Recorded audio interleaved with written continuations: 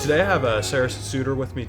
We're going to be discussing her journey within the industry, and thank you so much for being here with us. Sarah? Hello. So what company are you with? Pella Windows and Doors of Kansas. Okay, and how long have you been out there? Since March of 2023. Perfect. And what do you do out there? I am a trade sales rep.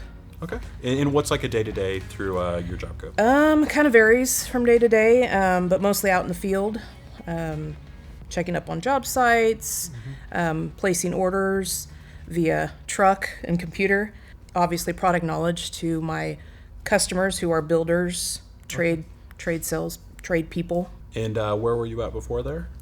I have been doing remodeling for quite a while. Okay. And then my background's interior design. Perfect. So how did you get involved in this industry? Well, I actually knew straight out of, to be honest, middle school. Okay. So I knew I wanted to be in design since then. And luckily I grew up in a town who had great education for elective options. So they had an interior design program in middle school. Oh, that's awesome. So then it just carried on through high school. And Perfect. then from college to college. Yeah. And where was that located at? In California. In California. Oh, perfect. Yeah. And how long have you been here? In Kansas? I've been in Kansas for 22 years now. Okay. And in that entire time you've been within this industry? Yep. Oh, perfect. So what have you seen change throughout that time? I mean, that's a 2-decade kind of stretch on it. Well, we're definitely going back to what we originally first started pulling out of houses. Now we're going back and putting that back in.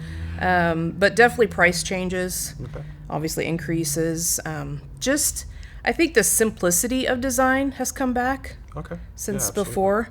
The 90s, early 2000s, they were very warm and quite detailed and textured. Yeah. A lot of textured back then. So. And we're seeing a move towards that again? Yeah. Oh, perfect. I do. In simplistic, but yeah, those textures are coming back. I see it. Yeah, absolutely. And you're involved with not only the NextGen committee, but what are the other ones that you're involved with? So with WABA, I've been in with WABA probably I think about 9 years. I could be a little bit more than that. I actually participated in a lot of things before I became a member. Okay. So when I was going through college, I used to judge parade homes. Okay. Before that. So it's about 9 years, I think, as a member. NextGen, remodelers. I'm chair of PWB this year. And I'm on a bunch of committees for like golf. Oh gosh. I judge parades still. So what made you make that leap from just kind of helping out with different things to being a part of it and then now being involved in so many things? Well, I definitely saw the value in WABA. And then once you start getting more involved, you see more value put into it. But then you also see the return. I did not know we were part of, legislator stuff, politics, how we influence that as a group. So that was interesting to learn as I went. But overall, I just love the organization. I totally believe in what we do is helping our industry. Yeah. And have you seen a change in that nearly decade that you've been a part of WABA? Have you seen a change in what you've gotten out of it and what you've given back into it? I think so. Yeah. I definitely believe the more you put into it, the more you get out of it. And do you have any advice for somebody who's not only new in this industry, but maybe new in town and wants to get involved and be a part of something like this? I'm always just the person that jumps right in. So that's my advice because that's what works for me. Not everybody's, you could dabble in little things. Like if you don't want to spend, some extra money to be a part of some of the councils, then you definitely can do like the golf committee. Yeah. You can do membership drives. Little things throughout the year can definitely help you get involved, test the waters, and then see what comes from it. So what do you see the differences? You're in quite a few different committees, a part of WABA. What do you see the difference between WABA, the value that it brings, and why you see that it's important? WABA in general obviously does a lot of things. I specifically picked NextGen first. I've actually been in it the longest. Okay. I think just mixing and getting to know people really helped me joining NextGen really helped me to get to that point of trying to figure out where I belonged. And so the value is there, again, what you put into it. Yeah, absolutely. Is what you get out. So NextGen in general is very much helpful for the younger generation. Obviously, we're learning from our tendered builders, tradespeople. And it definitely helps when you go to things with NextGen and just mingle. I mean, it's a pretty low key. I didn't find it nerve-wracking to go to a NextGen event, because literally we're just people learning about people. So that's kind of where I started. It's a nice, easy transition from NextGen to other groups and committees in WABA, I believe. Yeah, absolutely. So you talked a little bit about how you started in California with your journey in the industry. You came here, you talked a little bit about what you do now. Just talk a little bit about your journey, what you've seen, not only in the industry, which you touched based on, but kind of what you've seen with your own growth in it, and kind of the way that you've evolved with that as well. Obviously, when you start off, thinking you're going to do this particular career when you're younger, you really don't know the magnitude of what that career really entails until you start studying it. So what I have found, because I've worked at various places here in town as a designer, and what I've found is that you definitely hone in on what you like to do within that industry. So for instance, for me, I knew I liked residential design. But going through school, you do dabble in commercial and industrial design, and really what I liked to do was residential, because I like to work with the people, the homeowners. So that's what I found valuable, and it's their home. I mean, that's their home. You're not designing for the public, you're designing for the homeowner. And I know for my personal journey in it, and it was something that I didn't expect to be a part of this, but that's what drew me in as well. It's something that you're bringing value to their life, and it's something that they're going to enjoy, not only with this generation but the next generation. It's a space that they're going to have with their family and their friends, and you got to be a part of that experience. So that's kind of my journey. I started off knowing I was going to be in design. What that was going to look like, I didn't know until you get through many jobs and many, obviously your degree. So kitchen design and home residential design is what I chose. Well, perfect. And then you're at Pella now. Yep. Are you still able to do some of that design as well with it? I do. Pella is actually lets me do a lot of design within Pella. I'm actually trying to help builders realize that we could do a lot more design with windows than just plug in a hole in a wall. And how does that change from someone who doesn't understand? Maybe they do just see the windows as they're driving by. How is that an important thing? How can that change? What are some of the pros and cons of the differences? So a lot of it comes from visuals. I feel showing them a visual of their existing house, and then maybe showing something that could have been done with a little bit more design influence. I think we have a program that does that.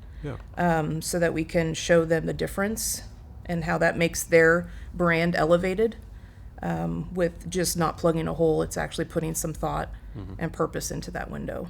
And you touched a little bit on the technology. If you've been in the industry 20 years, you've probably seen how that's evolved. How have you seen that going in the right direction, and what have you seen that's coming up maybe in the technology aspect of it? I have seen it change, technology, design programs. I've worked with a few. But what I see is that they're becoming more, I guess, easier to use, user-friendly. Unfortunately, that kind of takes it away from the professionals for knowing and going through education, getting the education to run those programs. But they are user-friendly. They have more options with what you could do with them now. It's not just putting a cabinet on the wall anymore. It's doing the textures of the backsplash. It's doing design of windows, it's flooring, it's everything.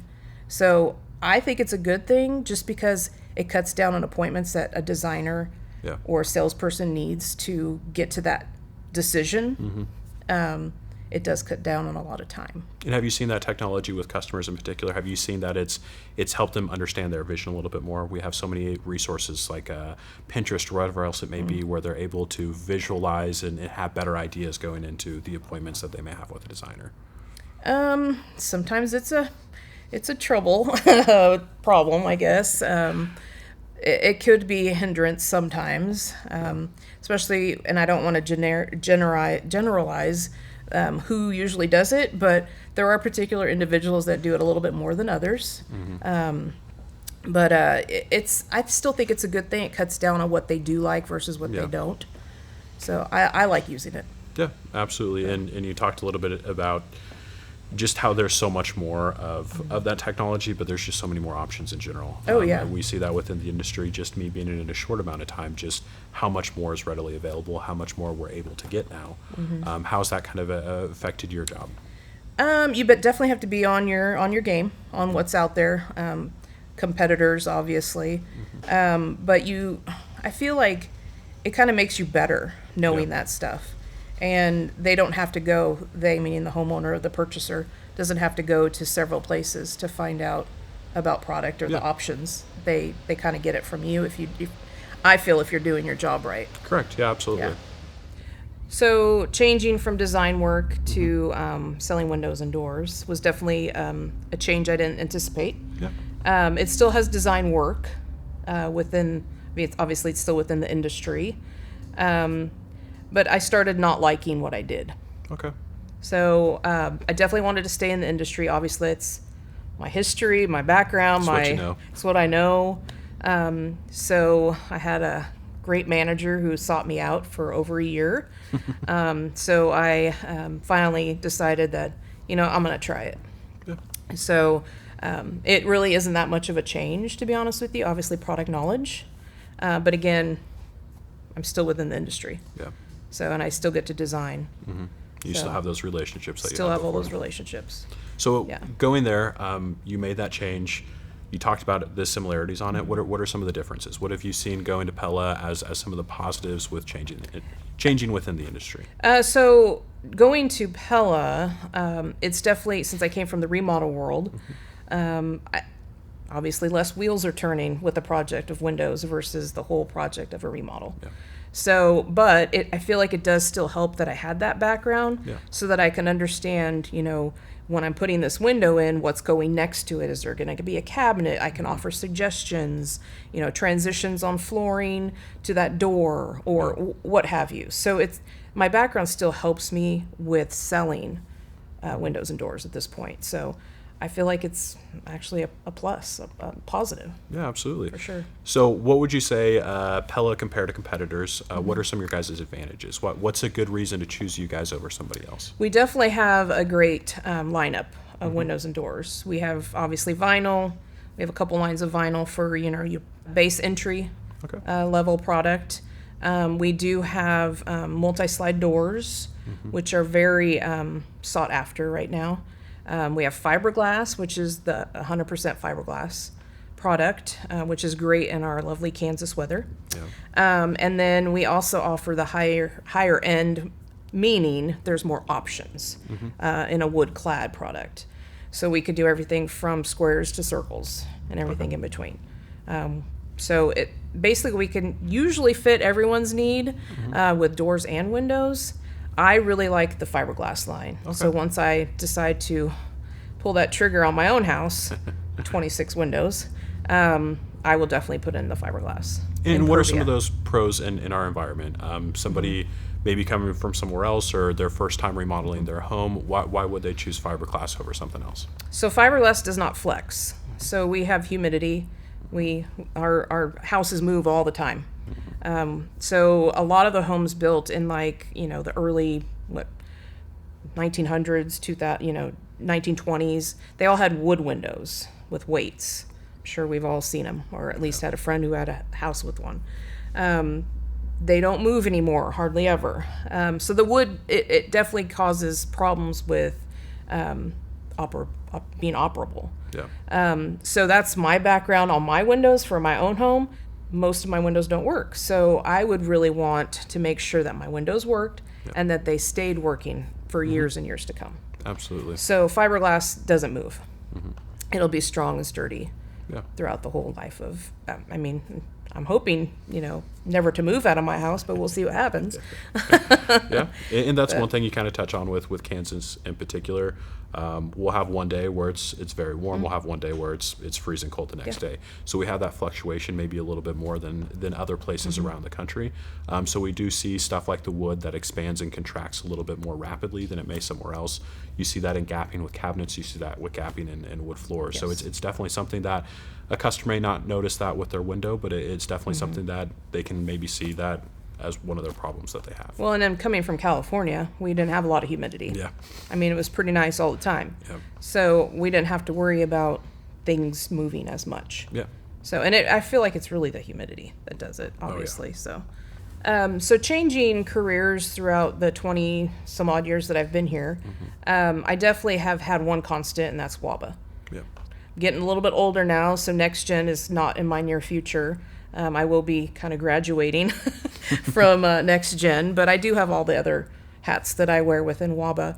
But it has been a constant, and I feel like it's kind of the foundation of, I guess, my whole career. It's Yeah. one of the legs on the stool, I guess. Yeah. So it's not nerve-wracking changing careers. I mean, obviously I don't want to change when I did change on some of them, but I feel like I still had. You had that community around you. Yeah, the community. Yeah. And I mean, WABA's a great group because it's somebody that's always going to be there. You talked about with the change that you had in your careers. You have those relationships that you build, not necessarily through even to the jobs that you had, but through WABA. So even if the job changes, that group and that foundation that you have is still it's the there. same. Well, thank you so much, Sarah, for sitting down with us. I've had an absolute blast getting to know you a little bit better and hearing about your decisions you made in the industry and the growth that you've had here, and also your journey within WABA. If there's anybody else who wants to come in and sit down in the chair, we'd love to have you. If you have any questions at all, reach out to myself, reach out to Tyler, or WABA in general. Thank you so much for tuning in, and we'll see you next time.